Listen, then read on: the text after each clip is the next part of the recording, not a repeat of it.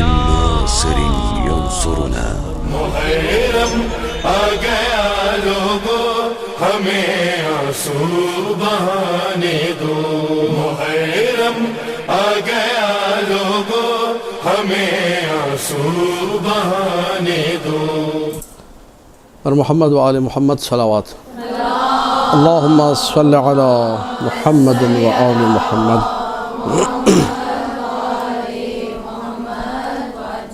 اعوذ باللہ من الشیطان الرجیم بسم اللہ الرحمن الرحیم الحمد للہ علی ما انعم ولہ الشکر علی ما الہم والثناء بما قدم من عموم نعم ابتدأها والصبوغ علی ان اسداها وتمام منن والاها جمع عن الإحصاء عددها ونأى عن الجزاء أمدها وتفاوت عن الإدراك أبدها وندبهم لاستزادتها بالشكر لاتصالها واستحمد إلى الخلائق بإجزالها وثنى بالندب إلى أمثالها ثم الصلاة والسلام على سيدنا ومولانا أبي القاسم محمد اللهم صل على محمد وآل محمد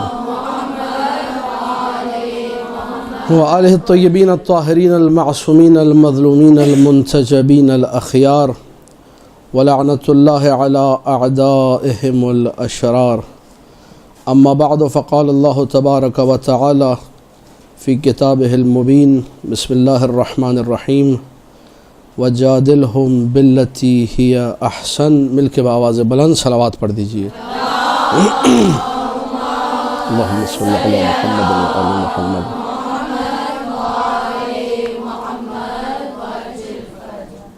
آج کی اس گفتگو کے حوالے سے عرض خدمت یہ ہے کہ بندہ حقیر کو ظاہر سی بات ہے کہ جو حکم دیا گیا ہے جس موضوع کے حوالے سے اس پہ انشاءاللہ گفتگو ہوگی کہ انتخاب موضوع میں ہماری ترجیحات کیا ہیں اور ایک ذاکرہ کو یا ایک ذاکر کو جب موضوع کو چننا ہوتا ہے تو وہ موضوع کو کیسے چنے اور کن مقامات سے چنے یہ پہلا مرحلہ ہے جو موضوع مجھے دیا گیا ہے دوسرا یہ کہ بیجا نکتہ آفرینیاں یہ موضوع کا دوسرا پورشن ہے کہ بعض اوقات خطیب ایسی بے تکی باتیں ممبر سے کر جاتا ہے کہ جن کی کوئی تک نہیں بنتی ہے جن پہ لوگ بسا اوقات مذاق اس کا اڑاتے ہیں کہ کیا بات کر دی تمیز نہیں یہ بات کرنے کی بعض اوقات یہ کہہ دیتے ہیں بعض اوقات کہتے ہیں کوئی جوڑ نہیں تھا یہ بات یہاں کی تھی نہیں پتہ نہیں کہاں سے لا کے ٹھوک دیا اس کو خواہ مخواہ میں جوڑ دیے آپ یہ دو اپنی جگہ ایک مستقل موضوعات ہیں خطیب کے حوالے سے اور بہت ان کا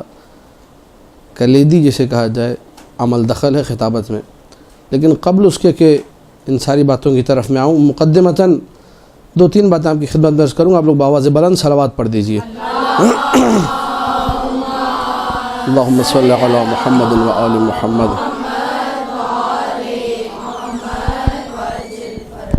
پہلی بات جو تمہیداً عرض کرنا ضروری وہ یہ کہ خطابت کہتے کسے ہیں بہت توجہ فرمائیے گا تاکہ تمہیدیں آہستہ آہستہ استوار ہوں اور بات مکمل ہو جائے خطابت میں بہت سارے لوگ جو کام کرتے ہیں وہ استدلال شروع کر دیتے ہیں دلیلیں دینا شروع کر دیتے ہیں خطابت قطعی طور پر استدلال کا نام نہیں ہے بہت اہم نکتہ ہے بہت کلیدی نکتہ ہے خطابت نام ہے اس چیز کا کہ ایک بات جو کہ پہلے سے آپ کے سننے والے کے ذہن میں نقش ہو اسی کو آپ ایسے بیان کریں کہ آپ کا سننے والا کہے واہ مزہ آ گیا یہ ہے خطابت امیر المومنین کی محبت امیر المومنین کی ولایت سب کے دل میں جتنے شیعہ حیدر کرار ہیں اس کو آپ نے ایسا بیان کیا کہ وہ کہے کہ بھی مزہ آ گیا یہ خطابت ہے خطابت نام ہے سامنے والے کو مطمئن کر دینا سامنے والے کو خوش کر دینا سامنے والا کہے کہ ہاں بھائی کام ہو گیا زبردست یہ ہے خطابت ہم لوگ بہت سارے مقامات پہ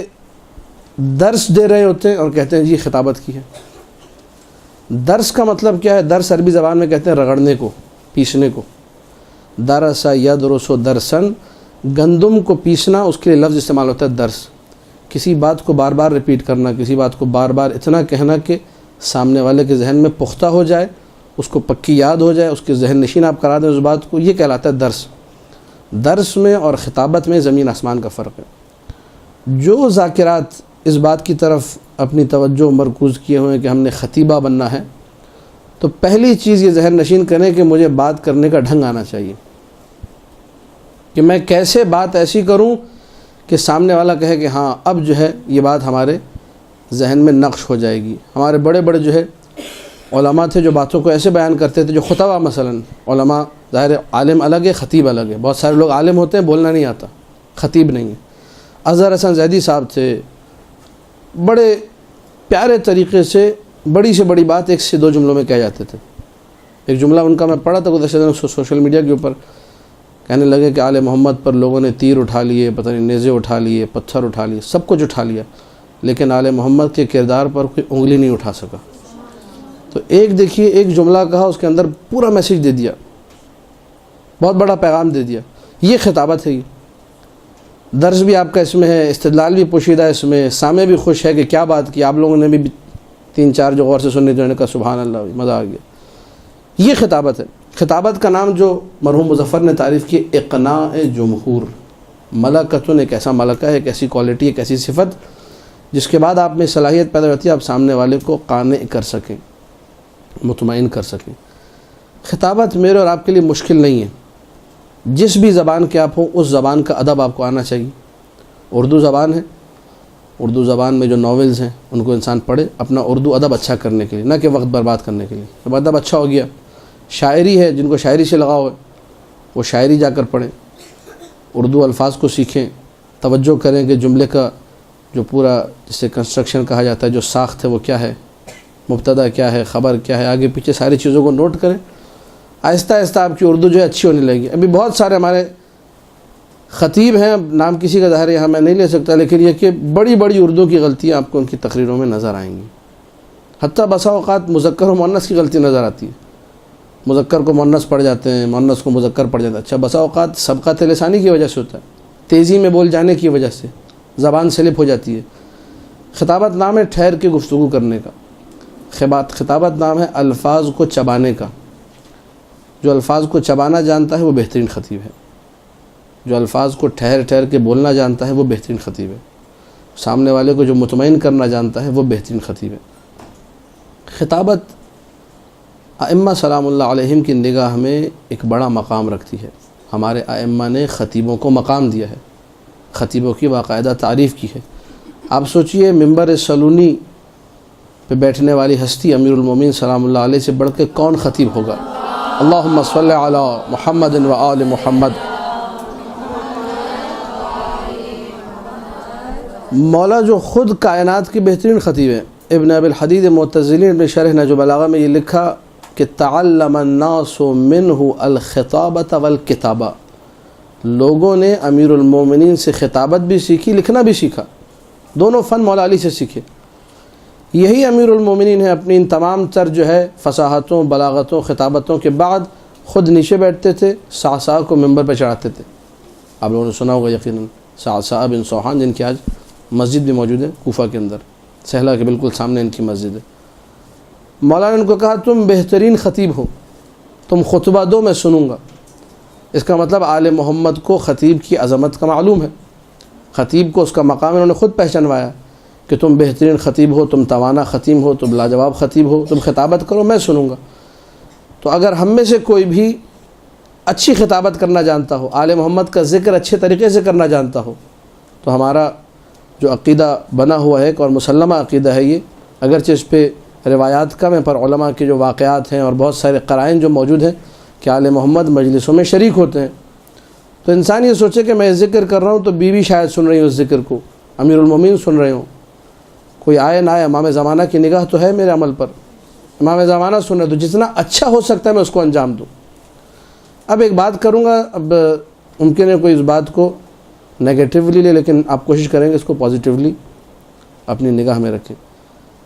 وہ انسان جو حرام کام کر رہا ہے ہمارے معاشرے میں، جو گانا گا رہا ہے، جو ایکٹنگ کر رہا ہے، جو ڈراموں میں فلموں میں ڈائلاگ بول رہا ہے، وہ دنیا کی محنت کرتا ہے اپنے کام کے اوپر، اس کی دنیا کی ریہرسلز ہوتی ہیں 25 دفعہ، ریپیٹ کرتا ہے جملوں کو، ایک دفعہ خراب کیا، دوسری دفعہ صحیح کیا، تیسری دفعہ خراب کیا، چوتھی دفعہ صحیح کیا، پانچویں دفعہ وغیرہ وغیرہ کر کر کے وہ اس نہج پہ آ جاتا ہے کہ اس کا عمل ریکارڈ ہونے کے قابل بن جاتا ہے۔ یہ عمل کون ریکارڈ کر رہا ہے؟ ایک کیمرہ ریکارڈ کر رہا ہے۔ اس کو چلائے گا کون؟ اس کو ایک چینل چلا دے گا۔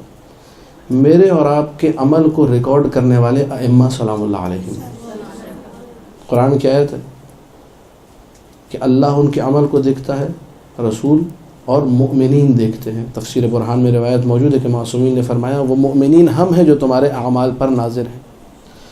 تو آل محمد کا ذکر جو میں اور آپ کر رہے ہیں وہ ریکارڈ ہو رہا ہے امام کی نگاہ میں، امام اس عمل کو ریکارڈ کریں، امام اس عمل کو دیکھ رہے ہیں۔ ہمیں کتنی محنت کرنی چاہیے، دوسرا نقطہ ہے آج کی اس تقریر میں۔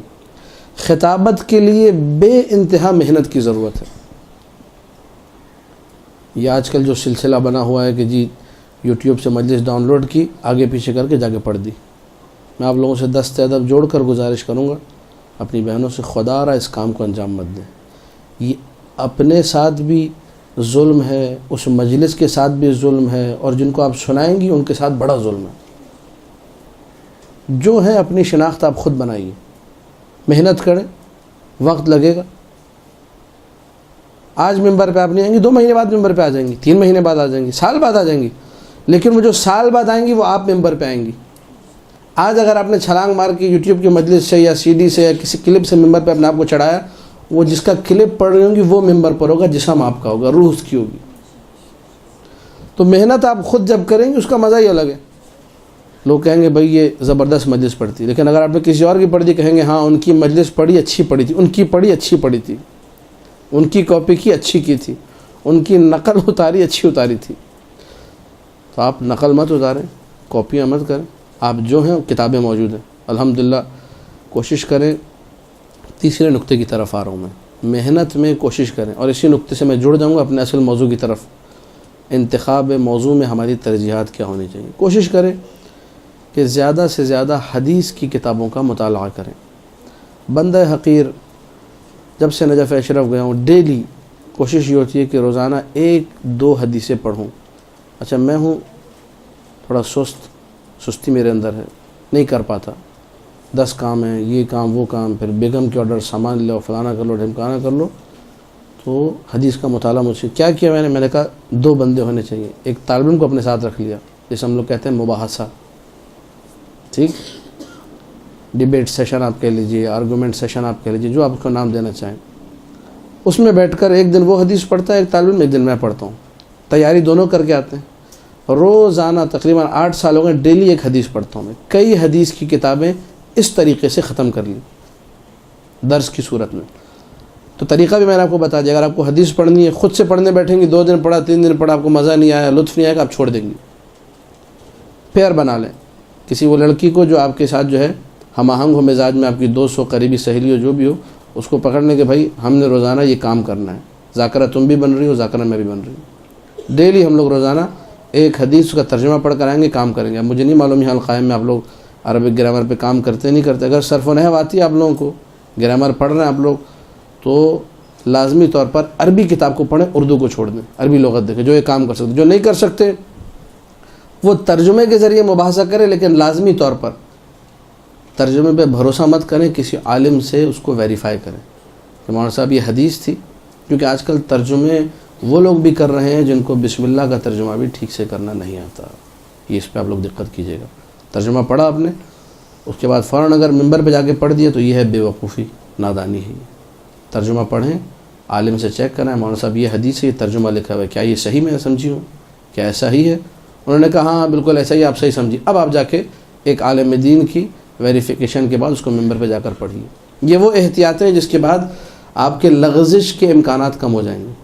احتیاط پوری کرنے، کیونکہ ممبر حسین سلام اللہ علیہ، اس ممبر سے مولا حسین کے قربانی کو ہم نے محفوظ رکھنا ہے، اس کو اپنے عمل کے ذریعے، اپنے غلط بیان کے ذریعے سے نقصان قطعاً نہیں پہنچانا ہے۔ تو آپ جتنا ہو سکے کوشش کریں کہ مکمل احتیاط، حدیث کے جملے بھی ہیں، الاحتیاط و طریق النجات، نجات کا راستہ ہی احتیاط ہے۔ انسان جس قدر احتیاط کرے گا اتنا بہترین طریقے سے آگے بڑھے گا۔ تو تیسری چیز جو میں نے آپ کی خدمت میں عرض کی وہ یہ کہ کثرت سے کلام معصوم کو پڑھیں۔ اب 2 سے 3 حدیثیں آپ کی خدمت میں عرض کروں گا کہ کلام معصوم کو پڑھنے کا اثر کیا ہے۔ امام جعفر صادق سلام اللہ علیہ، اللہم صلی علی محمد و آل محمد، مولا فرماتے ہیں ان حدیثنا یحیی القلب، ہماری حدیث دلوں کو زندہ کرتی ہے۔ میں اور آپ بیٹھ کے جو باتیں کرتے ہیں، معاشرے میں جو باتیں ہوتی ہیں جس میں غیبت بھی ہے، حسد بھی ہے، چغلی بھی ہے، گناہ کی باتیں بھی ہیں، بس اوقات نعوذ باللہ حرام تک وہ باتیں پہنچ جاتی ہیں، عصمت دری تک پہنچ جاتی ہیں وہ باتیں، ان باتوں میں دل مردہ ہوتا ہے، نامحرم سے گفتگو میں دل مردہ ہوتا ہے، روایات کے جملے سارے، لیکن اس دل کو زندہ کرنا ہے، اس مردہ دل کو کیسے زندہ کریں؟ کہا ان حدیثنا یحیی القلب، ہماری بات، ہم اہل بیت کی بات دل کو زندہ کرتی ہے۔ آپ جب کلام معصوم کا مطالعہ کریں گی، کلام معصوم کو پڑھیں گی، کلام معصوم میں غور و فکر کریں گی، یہ چیز آپ کے وجود کو ایک نور عطا کرے گی، یہ نور منبر پہ کام آئے گا۔ پوری توجہ رہے، جس نے حدیث معصوم کو چھوڑ دیا، جس نے کلام معصوم میں دقت نہیں کی، جس نے کلام اللہ المجید میں دقت نہیں کی اور ادھر ادھر کی کیسٹیں پڑھتا رہا، یہ زندگی بھر پھر کیسٹیں ہی پڑھتا رہے گا، اس کے اپنے پاس کچھ نہیں ہوگا، نہ نور ہوگا، نہ اطمینان ہوگا، نہ پڑھنے کا سلیقہ اس کو آئے گا۔ جہاں کلام معصوم سے وابستہ ہوا، جہاں کلام اللہ کو اپنی زندگی میں لے کر آیا، کلام اللہ کے بارے میں تو روایات عجیب ہیں، جن گھروں میں قرآن پڑھا جاتا ہے ظاہراً ثواب الاعمال کے، میں نے کسی ٹکڑے میں حدیث کے ٹکڑا دیکھا تھا، کسی حدیث کے ٹکڑے میں، کہ جس طرح ہم لوگ زمین سے آسمان پہ ستاروں کو دیکھتے ہیں، ملائکۃ اللہ ان گھروں کو جہاں قرآن کی تلاوت ہوتی ہے ویسے ہی دیکھتے ہیں، بالکل ستاروں کی مانند۔ تو انسان قرآن کی تلاوت کو اپنا شعار بنائے، ڈیلی ایک سپارہ نہیں، ایک ربع پڑھ لے، کم سے کم سورہ یاسین کی تلاوت کریں۔ سورہ یاسین کی تلاوت، اب ظاہر نکات بہت سارے ہیں، سورہ یاسین کی تلاوت آزمودہ ترین نسخہ ہے بڑے بڑے خطبہ کا، بڑے بڑے علماء کا الہام کے لیے۔ بہت توجہ فرمائیے گا، جو چاہتا ہے کہ اس کے ذہن میں نکات آئیں، اب ہماری اگلی گفتگو ہے بے جان نکتہ آفرینی، غلط نقطے لگانا، جو چاہتا ہے میں صحیح نقطے لگاؤں، میرا دماغ صحیح کام کرے، مجھے صحیح جگہ پر لے کے جائے، اور نقطہ وہ ہو جو واقعاً قابل ارزش، قابل اہمیت ہو، جس کو لوگ سن کے خوش ہوں، مطمئن ہوں، ایسا نقطہ میں لگاؤں۔ اس کے لیے صبح ایک مرتبہ سورہ یاسین پڑھیے، رات کو سونے سے پہلے ایک مرتبہ سورہ یاسین پڑھیے، دیکھیے خداوند متعال آپ کی قوت الہام کو کہاں لے کر جاتا ہے۔ تو یہ ایک نسخہ آپ کو بتانا، اس کو جسے کہا جاتا ہے پلو سے باندھ لینا، یا اپنے ذہن میں اس کو بٹھا لیں اچھے طریقے سے کہ میں نے سورہ یاسین کو ترک نہیں کرنا اگر میں نے بہترین ذاکرہ بننا ہے۔ صبح اٹھی، پہلا کام نماز کے فوراً بعد سورہ یاسین، نماز نہیں بھی پڑھنی سورہ یاسین، سورہ یاسین کو ترک مت کریں، سورہ یاسین ہر حال میں پڑھنی ہے آپ نے۔ سورہ یاسین کو چھوڑنا ہے، اس کا مطلب آپ نہیں چاہ رہی کہ میرے پر الہام ہو، میرے ذہن میں اچھے مطالب آئے۔ حدیث ہوئی ہے، ایک ہی بات ہے، اسی ایک بات سے 10 نقطے آپ کے ذہن میں آتے ہیں۔ وہ نقطے کب ذہن میں آئیں گے؟ جب ذہن پاکیزہ ہوگا۔ سورہ یاسین قلب کو پاکیزہ کرتی ہے، کیونکہ سورہ یاسین قلب ہے قرآن کا، سورہ یاسین قرآن کا دل ہے، تو آپ کے دل کو بھی زندہ کر دے گی، کلام اللہ بھی ہے، آپ کے دل کو حیات دے گی۔ دل جب تر و تازہ ہوگا، ضمیر جب تر و تازہ ہوگا، تو اچھی فکر خود بخود اس کے اندر آئے گی۔ انسان جتنا ہو سکے ان اعمال کی طرف توجہ دے، یہ وہ سائڈ کی چیزیں ہیں جو آپ کی ذاکری کو 4 چاند لگائیں گے۔ اچھے مطالب کا ذہن میں آنا، مسلسل باوضو رہنا، سورہ یاسین کی تلاوت بھی ہو، ساتھ میں مسلسل باوضو رہیں۔ جو لوگ بغیر وضو کے رہتے ہیں، بغیر طہارت کے رہتے ہیں، ان کے اذہان پر شیطانی خیالات پھر زیادہ طاری ہوتے ہیں، وسوسے زیادہ آتے ہیں، ادھر ادھر کی باتیں سننے کا ان کو زیادہ شوق ہوتا ہے۔ مسلسل باوضو رہیں گے تو ایک اللہ کی طرف سے طہارت کا انتظام آپ کے لیے ہو گیا۔ معصوم نے وعدہ کیا، الوضوء علی الوضوء نور علی نور، وضو پہ وضو کر لیا، نور علی نور ہے۔ حتیٰ ایک حدیث میں ہے الوضوء نصف الایمان، آدھا ایمان جو ہے وضو ہے، یعنی بہت زیادہ وضو کے بارے میں احادیث جو ہیں، شطر الایمان کہا گیا، نصف ایک حصہ ہے ایمان کا۔ تو وضو کی تاکید ہے، سورہ یاسین کو پڑھنے کی تاکید ہے، ویسے ہی قرآن کو پڑھنے کی تاکید ہے۔ دوسری چیز آخر یہ نسخہ، یہ آپ کے سائڈ کی چیزیں جو آپ نے کرنی ہے ذاکری کو مضبوط کرنے کے لیے، انشاءاللہ مزید مطالب آ رہے ہیں، بس یہ نسخہ ایک اور بیان کر دیں، اس کو بھی نوٹ کر لیجیے۔ ایک اور اہم ترین چیز، اکثر لوگ کہتے ہیں جی وہ چیزیں یاد نہیں ہو رہی، عربی عبارت یاد نہیں ہو رہی، پڑھتے ہیں، وہ گاڑی میں بیٹھے مجلس پہ جانے کے لیے جتنا پڑھا تھا سب بھول گئے، جتنی آیتیں یاد کی تھی سب ذہن سے نکل گئی، جتنی روایتیں دہرائی تھی وہ آدھی تو غائب ہو گئی، آدھی ہیں اور پتہ نہیں ممبر پہ جا کے کیا پڑھوں گا یا کیا پڑھوں گی وہ معلوم نہیں۔ ایک شخص آیا 7ویں مولا امام موسیٰ کاظم علیہ الصلوۃ والسلام کی خدمت، اللہم صلی علی محمد و آل محمد، مولا سے اس نے آ کے یہی شکایت کی جو بھی میں شکایت اپنی اور آپ کی طرف سے پیش کر رہا تھا. بوڑھا ہو گیا ہوں مولا, کچھ یاد نہیں رہتا. اچھا وہ تو بوڑھا تھا, خیر ہم لوگ ماشاءاللہ آج جوان اس کیفیت میں مبتلا ہیں جس کیفیت میں انہیں بڑھاپے میں مبتلا ہونا چاہیے. وجہ کیا ہے؟ واٹس ایپ, وائبر, آئیمو, شائمو, پائمو, پتہ نہیں 10 قسم کے جو ہے سافٹ ویئر آ گئے, انسان انہیں میں الجھ کے رہ جاتا ہے. اکثر چھوٹی چھوٹی باتیں جو اس کو اصلاً نہیں بھولنا چاہیے وہ بھی بھول جاتا ہے, کثرت مشاغل اور کثرت مصروفیات کی وجہ سے. تو بہرحال اس کا مداوع کیا ہے؟ مولا میں پریشان ہوں, دعائیں یاد نہیں رہتی ہیں, باتیں یاد نہیں رہتی ہیں, ذہن کمزور ہو گیا. امام نے اس کو ایک نسخہ بتایا, کہا کثرت سے یہ ذکر تم بار بار پڑھو. تو کیا ہے نسخہ؟ بسم اللہ الرحمن الرحیم لا حول ولا قوت الا باللہ العلی العظیم. کوئی ڈیجٹ معین نہیں, عدد معین نہیں, کثرت سے پڑھو. کثرت سے پڑھو کا مطلب کیا ہے؟ گاڑی میں جا رہے ہیں آپ, فضول باتیں کرنے کی جگہ ذکر پڑھتے جائیے. بسم اللہ الرحمن الرحیم لا حول ولا قوت الا باللہ العلی العظیم.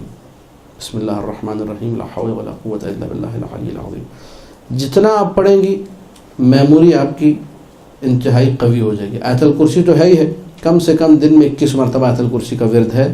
میموری کہتے ہیں, فوٹو میموری ہو جاتی ہے, بس دیکھ لیا حفظ ہو گیا. اس کے ساتھ یہ بھی ایک ذکر میں نے آپ کو بتا دیا, تو انشاءاللہ ممبر پہ آپ کو یہ پریشانی نہیں رہے گی کہ میں کچھ بھول جاتی ہوں, مجھے کچھ یاد نہیں رہتا. سب انشاءاللہ بطفیل آل محمد یاد بھی رہے گا, اور جو باتیں آپ نے پڑھنی تھی اور آپ کو یاد نہیں تھی وہ ممبر پہ جا کے انشاءاللہ یاد بھی آ جائیں گی. یہ بھی ہوتا ہے, لیکن ان چیزوں کا خیال رکھنا پڑتا ہے, طہارت کا, کیونکہ ممبر پورا سلسلہ ہے ایک طہارت کا سلسلہ, پاکیزی کا سلسلہ. کبھی غلطی نہ کریں ممبر پہ بغیر وضو کے بیٹھنے کا. بعض لوگ ہوتے ہیں, ذاکر بھی ذاکریں بھی بہت دیکھی, جو وضو وغیرہ کیا نہیں, بس جیسے جس بھی حالت میں فٹافٹ جا کے ممبر پہ بیٹھ گئے. یہ قطعاً درست نہیں. پوری طہارت کا خیال رکھا جائے کہ بغیر طہارت کے میں نے نہیں بیٹھنا ممبر کے اوپر, کیونکہ آپ کا ذکر پاکیزہ ذکر ہے, آپ کا ذکر جو ہے نورانی ذکر ہے, آپ کا ذکر قلوب کو جلا عطا کرتا ہے, آپ کا ذکر دلوں کی طہارت کا باعث ہے, آپ کا ذکر ایمان میں اضافے کا باعث ہے, آپ کا ذکر لوگوں کو رلائے گا. ذکر مصائب جب ہوگا لوگ گریہ کریں گے. یہ ساری کی ساری چیزیں جو ہیں اضافہ کر رہی ہیں طہارت میں, شرافت میں, ریاضت میں, تزکیے میں, تہذیب میں. تو اس کے لیے جو بولنے والا ہونا چاہیے وہ بھی ایسا ہونا چاہیے. جب ذکر جو ہے دل سے نکلے گا, جب بات دل سے نکلے گی تو پہنچے گی بھی دل تک. لیکن اگر خالی زبانی کلامی ہو, لقلقہ لسانی جسے کہا جاتا ہے, منہ سے بول رہے ہیں, نہ بولنے والا اس پہ عمل کر رہا ہے, نہ سننے والے سے کسی عمل کی توقع ہے, تو ایسی بات پھر ہوا میں رہ جاتی ہے, وہ منتقل نہیں ہوتی اگلے ذہن تک. بات کرنی انسان ایسی کرے کہ سامنے والا اس پر عمل کرے, سامنے والا اپنے وجود میں محسوس کرے کہ یار کوئی بات مجھ تک پہنچی ہے. ایک جملہ, معصومین کی زندگی میں یہی ملتا ہے, مکمل طہارت, زبان عصمت سے نکلا ہوا ایک جملہ. کشکول شیخ بھائی میں ایک واقعہ اس ذہن میں آگے سنیں گے. ایک شخص مدینہ کی گلیوں میں جو ہے وہ ہنسی مذاق کر رہا تھا, لہو و لعب والی باتیں, لغو باتیں. مولا امام حسن علیہ السلام نے اس کو دیکھا, اللہم صلی علی محمد و آل محمد, تو کہا کہ کیا تم نے, بس ایک جملہ کہا کیا تمہیں یہ یقین ہے کہ تم پل صراط سے عبور کر جاؤ گے؟ شیخ بھائی نے کشکول میں لکھا کہ اس شخص کو اس کے بعد کسی نے ہنستے ہوئے نہیں دیکھا, کسی نے فضول بات کرتے ہوئے نہیں دیکھا. ظاہر سی بات ہے, امام کی زبان سے نکلا ہوا جملہ, زبان عصمت, زبان طہارت, اس نے ایسا اثر کیا کہ مکمل طور پہ وہ شخص تائب ہو گئے. ساتویں مولا کا واقعہ بشر حافی والا, وہ آپ لوگوں کو یاد ہوگا. اس میں بھی مولانا ایک ہی جملہ کہا تھا, کہ بندہ ہوتا تو ایسا, بھائی ایک جملہ کہہ کے نکل گئے, پوری زندگی تبدیل کر دی. میں اور آپ جب اپنی بات نہیں کرتے, ادھر ادھر کی فضول باتیں نہیں کرتے, صرف کلام معصوم سناتے ہیں, تو اس کے اثر انداز نہ ہونے کی وجہ میں ہو سکتا ہوں, کلام معصوم نہیں ہو سکتا. پوری توجہ فرمائیے گا. جب اتنا بہترین ذکر, اتنا نورانی کلام, یہ اثر نہیں کر رہا, کیوں اثر نہیں کر رہا؟ سنانے والا ٹھیک نہیں ہے, یا ایک وجہ یہ ہوگی, اور اگر آپ ٹھیک ہیں تو دوسری وجہ پھر سامع میں ہوگی. اس طرح کربلا میں ہوا تھا کہ عاشورہ جیسا مقدس دن, کربلا جیسی مقدس جگہ, زبان امام حسین علیہ السلام کی زبان, لیکن پھر بھی موعظہ نے اثر نہیں کیا, لوگ لشکر یزید ہی میں رہے. مولا نے وہاں بتایا کہ میرا موعظہ تم پر اثر نہیں کرے گا. زبان مقدس زبان, زمان مقدس زمان, مکان مقدس مکان, لیکن موعظہ اثر نہیں کر رہا. کیوں بات اثر نہیں کر رہی؟ کیوں؟ اس لیے کہ تمہارے پیٹ میں حرام ہے. کربلا کے جملے آپ سب کو یاد ہوں گے. تو بسا اوقات یہ بھی ہوتا ہے. لیکن بہرحال سامع کی کیا ذمہ داری ہے؟ وہ آپ نے اپنے عمل سے اس کو اس معیار پہ لانا ہے کہ وہ بھی اچھا بن جائے. لیکن اس سے پہلے قوا انفسکم، اپنے آپ کو بچاؤ. قرآن کی جو آیت ہے سورہ تحریم کی، اپنے آپ کو پاکیزہ کرو. جب اپنے آپ کو تقویٰ کے مرحلے پہ لے کر آؤ گے، پاکیزہ کرو گے، خود بخود تمہاری بات اثر کرنے لگے گی. روایات کے جملے جو ہے عجیب ہیں کہ زبان اس وقت تک پاکیزہ ہو ہی نہیں سکتی جب تک دل پاکیزہ نہ ہو. دل کی پاکیزگی بے انتہا ضروری ہے زبان کی پاکیزگی کے لیے. جن لوگوں کا دل خراب ہوگا ان کی زبان سے پھر باتیں بھی عجیب و غریب قسم کی باتیں نکلیں گی. ان کی زبان سے وہ باتیں نکلیں گی جو بسا اوقات معصومین کی اذیت و آزار کا باعث بنتی ہیں. وہ باتیں نکلیں گی جو لوگوں کو دکھ پہنچاتی ہیں. اللہ نے زبان دی ہے لوگوں کو فائدہ پہنچانے کے لیے. امیر المومنین علی بن ابی طالب سلام اللہ علیہ، اللہم صلی علی محمد و آل محمد. مولانا نے فرمایا کہ اللہ نے انسان کو 2 تحفے دیے ہیں، 2 عطیے ہیں اللہ کی طرف سے. ایک عقل ہے اور ایک زبان ہے. فبالعقل یستفید وبالمنطق یفید. عقل سے وہ سیکھتا ہے، حاصل کرتا ہے، اور زبان سے لوگوں تک بات کو پہنچاتا ہے، لوگوں کو فائدہ پہنچاتا ہے، افادہ کرتا ہے. عقل سے استفادہ یعنی فائدہ حاصل کرنا، زبان سے افادہ ہے لوگوں تک فائدے کو منتقل کرنا ہے، پہنچانا. ذاکر کے لیے جو اہم ترین اس کی ذمہ داری ہے کہ لوگوں کو فائدہ پہنچائے. کسی بھی نہج پر وہ ہو، کسی بھی جگہ وہ گفتگو کر رہا ہو، لوگوں کو فائدہ پہنچائے. اب یہاں سے میں آ جاؤں گا اپنے جو موضوع مجھے آپ کے ادارے کی طرف سے دیا گیا تھا کہ آپ نے گفتگو کرنی انتخاب موضوع کے حوالے سے. دیکھیے، موضوع میں ترجیح جو چیز رکھتی ہے وہ 3 چیزیں ہو سکتی ہیں. نمبر 1، کوئی موضوع ذاتاً ترجیح رکھتا ہے. وہ موضوع ہی ایسا ہے کہ اس میں ترجیح موجود ہے. جیسے ولایت امیر المومنین کا موضوع ہے، محبت امیر المومنین سلام اللہ علیہ کا موضوع ہے. یہ موضوع ذاتاً ترجیح رکھتا ہے. اس کو کسی اور ترجیح کی ضرورت نہیں ہے.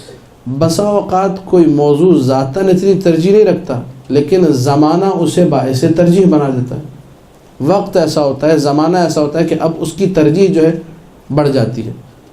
کوئی ایسا مسئلہ ہے فقہی جس میں لوگوں میں مثلاً جہل پایا جاتا ہے، لوگوں کو وہ مسئلہ معلوم نہیں ہے.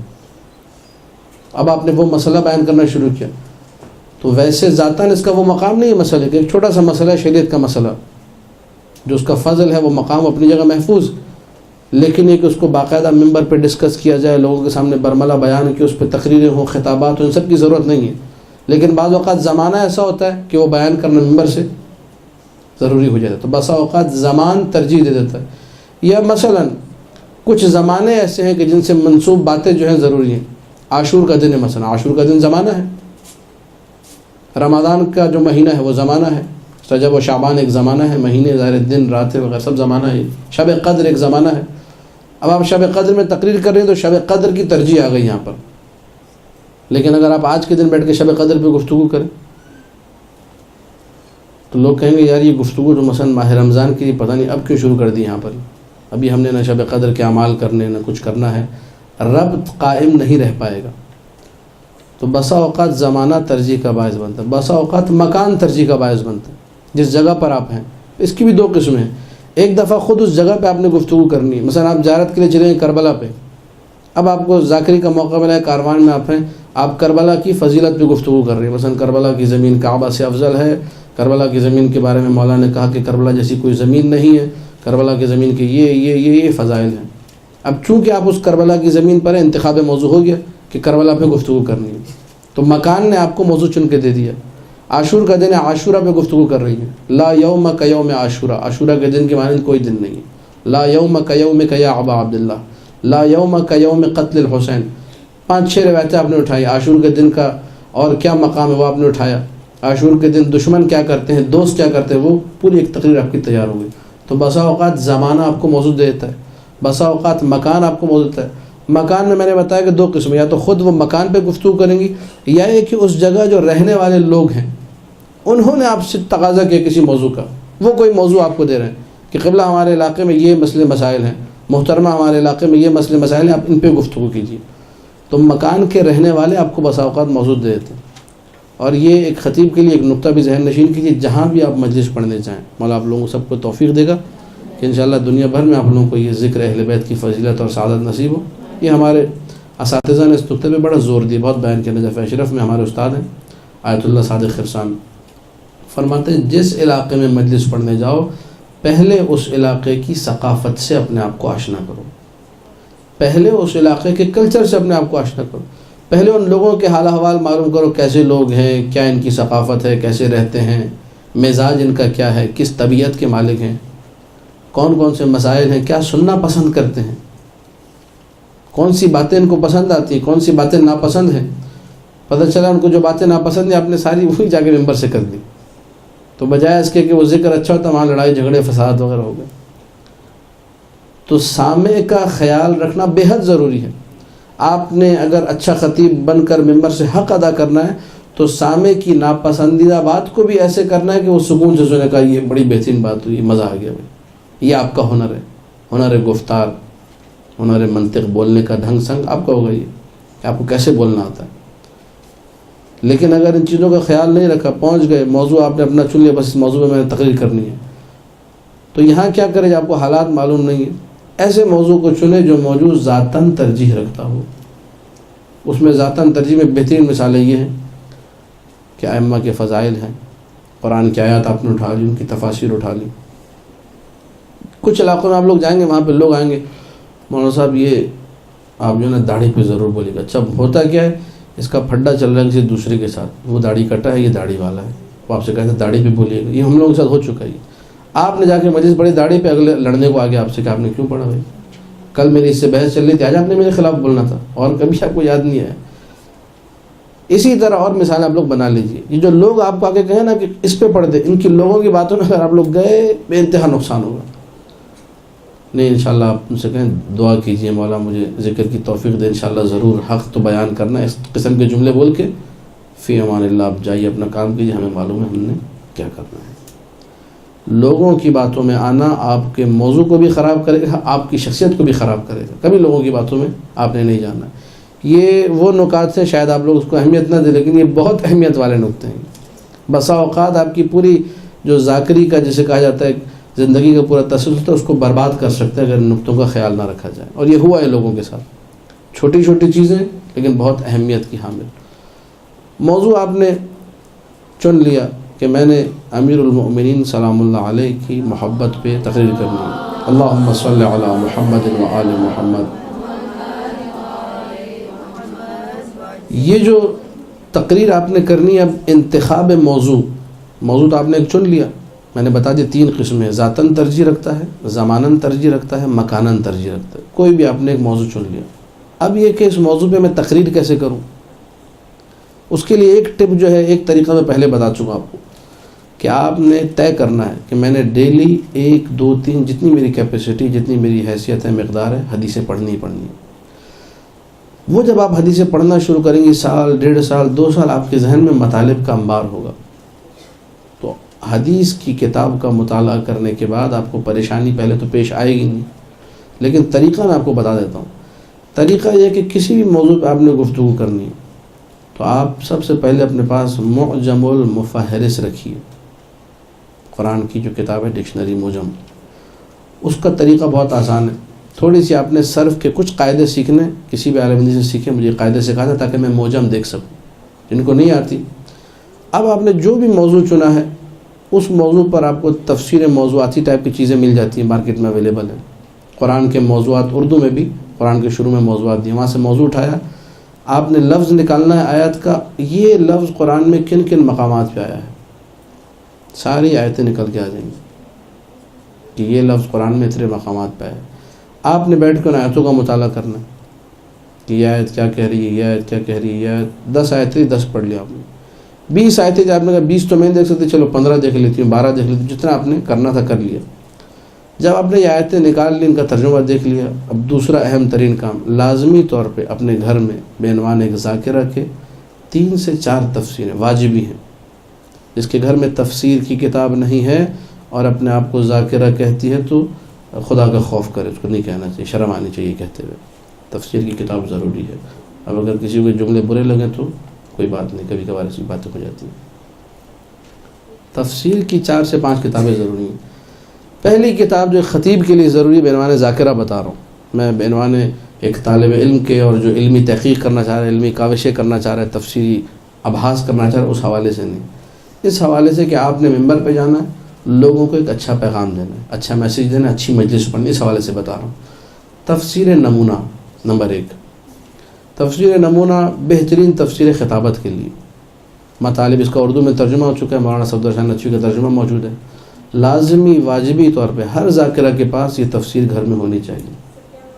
تفسیر نمونہ ناصر مکارم شیرازی کی سربراہی میں 14 رکنی 15 رکنی کی کمیٹی تھی، سب نے مل کے اس تفسیر کو لکھا ہے۔ تفسیر نمونہ فارسی زبان میں لکھی گئی ہے، اردو زبان میں اس کا ترجمہ بازار میں موجود ہے، اس کو حاصل کریں نمبر 1۔ نمبر 2، تفسیر نور محسن قراتی صاحب کی، یہ تفسیر بھی بہترین ہے آپ کی مجالس کے لیے۔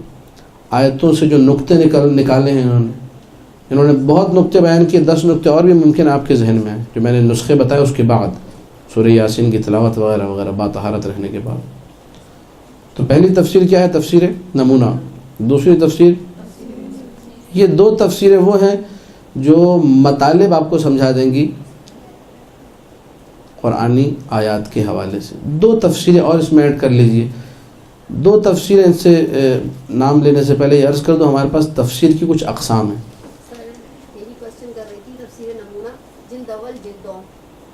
نہیں جلد اول جلد دو نہیں، پورے 15-20 جتنے جلدیں وہ سب لیجیے وہ، تاکہ آپ کو جسم دیکھیں۔ ہم نے ایک مکمل طور پہ ایک ذاکرہ کے لیے بات کر رہا ہوں میں، سپارے تو نہیں پڑھانے ماہ رمضان میں نے، ٹھیک ہے؟ پوری تفسیر آپ جلدیں 15 جلدیں ہیں تو 20 جلدیں جتنی بھی وہ حاصل کیجیے۔ 2 تفسیریں اور، یہ تفسیریں اس لیے ضروری ہیں کہ ہمارے پاس تفسیر کی اقسام ہیں کچھ۔ تفسیر کی سب سے بہترین قسم ہے تفسیر روائی۔ تفسیر روائی وہ ہوتی ہے کہ جس میں آیت کے ذیل میں کلام معصوم ہوتا ہے، معصوم کی روایت ہوتی ہے، اس سے بہترین تفسیر کوئی نہیں ہے، تمام علماء کا متفقہ فیصلہ۔ تفسیر روائی میں بہت ساری کتابیں موجود ہیں، تفسیر عیاشی ہے، تفسیر قمی ہے، تفسیر فرات کوفی ہے وغیرہ وغیرہ۔ تو کچھ تفسیریں ایسی ہیں کہ جو بہت زیادہ مختصر ہیں۔ اب میں آپ کو وہ تفسیریں بتا رہا ہوں جو آپ کو انشاءاللہ ممبر کے حوالے سے آپ کے لیے مفید ثابت ہوں گی۔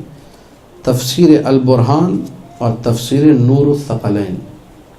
اچھا، البرہان کا مجھے نہیں معلوم ٹرانسلیشن ہوا ہے یا نہیں ہوا، سنا ہے کہ کچھ جلدوں کا ہو چکا ہے۔ بہرحال تفسیر نور الثقلین کا 6 جلدوں پر مکمل ترجمہ بازار میں موجود ہے، یہ آپ لوگ حاصل کیجئے۔ نمبر 2، تفسیر صافی، اس کا بھی ترجمہ مکمل ہو چکا ہے۔ اگر البرہان نہ ملے تو اس کے نعم البدل کے طور پر تفسیر صافی ہے۔ یہ 4 تفسیروں کا کوٹا ہو گیا۔ ایک ذاکرہ کے لیے 4 تفسیر اپنی لائبریری میں سجانا ضروری ہے، گھر میں ایک لائبریری بنانا ضروری ہے، لازمی طور پہ ایک کتاب خانہ گھر میں بنائیں، آپ کے گھر کے اندر یہ کتابیں ہونی چاہیے۔ دوبارہ ریپیٹ کر دوں، تفسیر نمونہ 1، تفسیر نور 2، تفسیر البرہان اور تفسیر نور الثقلین۔ البرہان کا مجھے معلوم نہیں، اگر اویلیبل ہے ترجمہ تو لازمی وہی لینی ہے، اگر نہیں ہے تو آپ لوگ پھر تفسیر صافی لے لیجئے۔ یہ 4 تفسیریں واجبی ہیں، کمپلسری۔ مزید آپ کا ذوق شوق بڑھے گا، آپ مطالعہ کریں گی، لائبریریز میں جائیں گی، دوستوں کے پاس، سہیلیوں کے پاس، ادھر ادھر، تو ان سے ممکن آپ کو کوئی اور اچھی تفسیر بازار میں ترجمہ ہو، وہ آپ لے لیں۔ اردو میں کچھ اور بھی تفسیریں تو ہمارے بزرگ علماء کی تھی، جو میں نے 4 آپ کو بتائیں۔ 2 ان میں سے ایران کے علماء کی محنتیں، اور 2 ویسے اس سے پہلے تفسیر صافی بھی ایرانی کے عالم جناب اللہ محسن فیض کاشانی۔ نور الثقلین جو ہے حویزی صاحب ہیں سعودی عرب کے، شیعہ عالم دین تھے، ان کی تفسیر۔ ان 4 کو ہٹا کے ہمارے پاکستان کے حوالے سے اردو زبان میں جو تفسیریں ہیں جو لکھی ہی اردو میں گئی ہیں، نقن صاحب کی تفسیر ہے فصل الخطاب، لازمی طور پہ اس کو حاصل کریں۔ فصل الخطاب۔ اور جاڑا صاحب کی ایک کتاب ملتی ہے تفسیر قرآن کی، اب وہ مارکیٹ میں مسئلہ ہے کہ اویلیبل نہیں ہے، اگر وہ مل جائے تو مجالس کے لیے، نقطوں کے لیے، مطالب کے لیے بہترین ہے، زبردست تفسیر۔ تفسیر انوار النجف میرے خیال سے نام ہے اس کا، جاڑا صاحب کی تفسیر۔ آپ لوگ ڈیمانڈ زیادہ کریں گے تو انشاءاللہ چھپ کے آ جائے گی، بار بار جا کے کتاب خانوں سے پوچھیں، لوگ سمجھیں گے اس کی ڈیمانڈ بڑھ گئی تو منگوا لیں گے۔ انوار النجف میرے خیال سے نام ہے جاڑا صاحب کی، مولانا حسین بخش جاڑا مرحوم جو ہو گئے، ان کی جو ہے تفسیر ہے یہ ٹوٹل ابھی تک 6 تفسیریں آپ کو میں نے بتائی ہیں. تفسیر نمونہ اور تفسیر نور یہ تو اردو میں آ چکی ہیں. تفسیر نور الثقلین اور برہان یہ 2 عربی کی تفسیر جن کا اردو میں ترجمہ ہو چکا ہے. نقن صاحب کی تفسیر فصل الخطاب اور جاڑا صاحب کی تفسیر انوار النجف ظاہراً اس کا نام جہاں تک میرے ذہن میں. تو یہ کمپلسری چیزیں ہیں. 2 میں نے اردو کی بتا دی, باقی 4 جن کے ٹرانسلیشن ہو چکے ہیں. یہ 2 لکھی ہی اردو میں گئی ہیں, باقی 4 کے ٹرانسلیشن ہوئے ہیں. ان کو آپ لوگ حاصل کریں. جب آپ نے تفسیری مطالب نکال لیے موضوع کے حوالے سے, اب آپ کے پاس اتنے مطالب ہو جائیں گے کہ آپ سکون سے ایک بہترین مجلس پڑھ سکتی ہیں. لیکن ابھی سلسلہ رکا نہیں ہے مواد کی جمع کا. آگے بڑھنا ہے آپ نے. احادیث کا جو کلیکشن ہے, کاش کہ کاش خدا کرے کہ یہ دعا ہماری پوری ہو جائے, سفینۃ البحار کا ترجمہ ہو جائے تو کیا بات ہے. سفینۃ البحار کا ترجمہ اردو زبان میں شاید پہلے کبھی علماء نے کیا ہو, میرے علم میں نہیں ہے, لیکن آج کل موجود نہیں. شیخ عباس قمی کی ایک کتاب ہے. شیخ عباس قمی رحمۃ اللہ علیہ نے 20 سال یا 22 سال اپنی زندگی کے بحار الانوار کے اوپر لگائے. بحار الانوار کی پرانی جو بڑی جلدیں تھیں جن کو ٹرے میں رکھ کے گھما کے پڑھا جاتا تھا, ان کو کہتے تھے نجف میں ابو السینی, یعنی ٹرے والی کتابیں. وہ اتنی بڑی ہوتی تھی, تقریباً جتنا آپ کو سائز دکھا رہا ہوں, اتنی بڑی کتابیں گول ٹرے میں رکھتے تھے اور اس کے چاروں طرف حاشیے لگے ہوتے تھے. وہ سیدھی رکھ کے بندہ پڑھ ہی نہیں سکتا, تو وہ ٹرے میں رکھتے تھے گول اور گھما کے اسٹیئرنگ کی طرح کتاب پڑھی جاتی تھی. وہ 26 جلدیں وہ تھی بڑی والی. پھر بعد میں جب چھپی کمپیوٹر والے نسخے جب آئے تو 110 جلدیں اس کی بنی. 110 جلدوں کا مطالعہ شیخ عباس قمی فرماتے میں نے 22 سال میں 6 مرتبہ از اول تاخیر کیا. اس کے بعد میں نے ان 6 دفعہ کے مطالعے میں جو مجھے کمال کی چیزیں لگیں ان کو میں نے ایک کتاب میں جمع کیا. 8 جلدوں پر وہ کتاب بنی جس کا نام ہے سفینۃ البحار. بحار الانوار یعنی نوروں کے انوار کے سمندر, اور سفینۃ البحار یعنی ان سمندروں میں ایک چھوٹی سی کشتی میں شیخ عباس قمی بیٹھے ہوئے اور پیارے پیارے مطالب نکال کے آپ کو دے رہے ہیں. تو اگر سفینۃ البحار کا ترجمہ ہوتا تو کیا بات ہوتی. اور جو عربی پڑھ سکتی ہیں, سمجھ سکتی ہیں, کوشش کریں آپ لوگ. بہرحال آج کل نیٹ کا زمانہ ہے, صرف نحو اتنی مشکل نہیں ہے. کوشش کریں 1 1.5 سال 2 سال لگا کے صرف نحو مٹھی میں کر لیں, بہت ساری آپ کے لیے آسانیاں ہو جائیں گی. اگر سفینۃ البحار نہیں مل رہی تو اب کیا کریں. تو اب نعم البدل کا لفظ میں استعمال نہیں کروں گا. بہرحال رے شہری صاحب کی میزان الحکمہ, اس کا ترجمہ اردو میں آ چکا ہے. لازمی واجبی ایک خطیبہ کے گھر میں کتاب میزان الحکمہ کا ہونا ضروری ہے. آپ لوگ یہ مت کہیے گا کہ میں نے آپ لوگوں کا خرچہ بہت کرا دیا ایک ہی درس کے اندر. ظاہر 8-10 ہزار روپے سے اوپر کی کتابیں تو بن چکی ہیں ابھی تک, لیکن یہ کہ یہ ایک دفعہ کی ہے. اور انشاءاللہ اس کے بعد آپ جب مجلس پڑھیں گے مولا حسین کی تو آپ کو نظر و نیاز میں ایک ہی دفعہ میں اچھا کور مل جائے تو سارے پیسے پورے ہو جائیں گے انشاءاللہ. بآواز بلند صلوات پڑھ دیجیے. اللہم صلی علی محمد و علی محمد.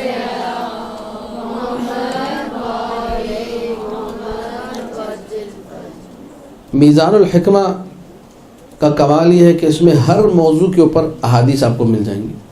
موضوع وار احادیث ہیں, مختلف ائمہ کا کلام موجود ہے, اور ہر موضوع پر ترتیب سے ایک کے بعد ایک حدیث ہی حدیث ہیں. اور حدیثوں کے اندر بڑے پیارے پیارے مضامین موجود ہیں, کمال کے مضامین موجود ہیں. یہ اگر مضامین آپ کی مٹھی میں آ گئے, پھر آپ کو رات کے 2 بجے بھی نیند سے اٹھا کے بولیں گے کہ بھائی مجلس پڑھی, آپ کہیں گے بسم اللہ الرحمن الرحیم اور مجلس شروع ہو جائے گی. کوئی مشکل آپ کو پیش نہیں آئے گی.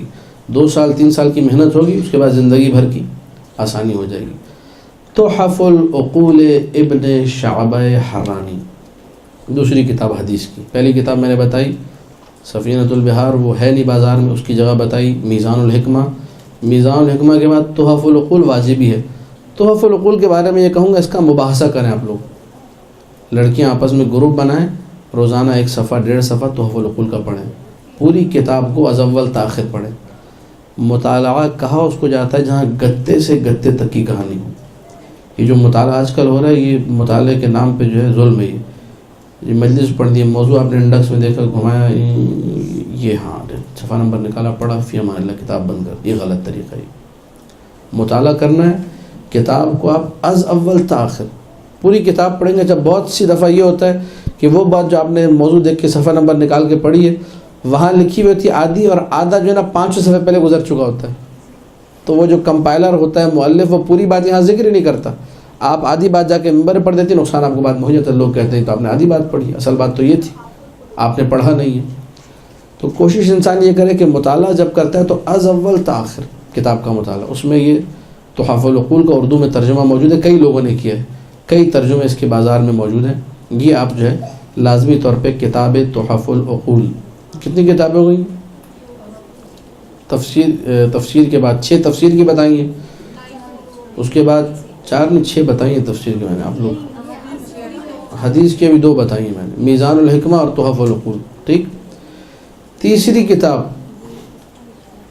توجہات آپ لوگ یہاں رہیں، تیسری کتاب جو ہے تحف العقول کے بعد، یہ بہت امپورٹنٹ کتاب ہے، اہم ترین کتاب ہے، لازمی ترین کتاب ہے. ہمارے پاس ہوتا کیا ہے، اب توجہ فرمائیے کہ یہ نقطے بہت قیمتی نقطے ہیں جو کہ سالوں کی جو ہے زحمتوں کے بعد بسا اوقات حاصل ہوتے ہیں. آپ کی خدمت میں اس مجلس میں عرض ہو رہے ہیں.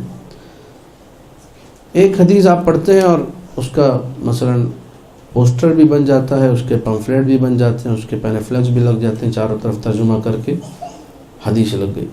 جبکہ حدیث کا سینیریو کیا ہے، کہاں بات ہو رہی ہے، کس وقت کی بات ہو رہی ہے، کب کی بات ہو رہی ہے، کسی کو پتہ ہی. اس سے بہت زیادہ غلط میسج جاتا ہے بسا اوقات. حدیث کو سمجھنا، امام معصوم کا جملہ ہے، حدیث تدریح خیر من 1000 ترویح. ایک حدیث جسے تم سمجھو 1000 ان سے بہتر ہے جنہیں تم پڑھو. ایک حدیث کا سمجھنے کا ثواب، سمجھنے کا اجر کتنا ہے؟ 1000 حدیثوں کے پڑھنے جتنا اجر. 1000 حدیث آپ نے روایت کی، سلسلہ سند بھی پڑھا، حدیث بھی پڑھی، کتنا اجر ملا؟ ایک حدیث میں غور و فکر آپ نے کیا، اس کو سمجھا، اس کا اجر اتنا ہے. تو سمجھنے کی بے انتہا اہمیت ہے. ہم لوگ بسا اوقات ممبر پہ جاتے ہیں، حدیث کتاب سے اٹھا کے پڑھ دی جا کے، غور و فکر نہیں کیا. معصوم نے فرمایا ہمارے کلام میں غور و فکر کرو. ہمارا کلام بھی جس طرح قرآن معجزہ ہے، کلام معصوم بھی معجزہ ہے. 25 نکات آپ کے ذہن میں آئیں گے.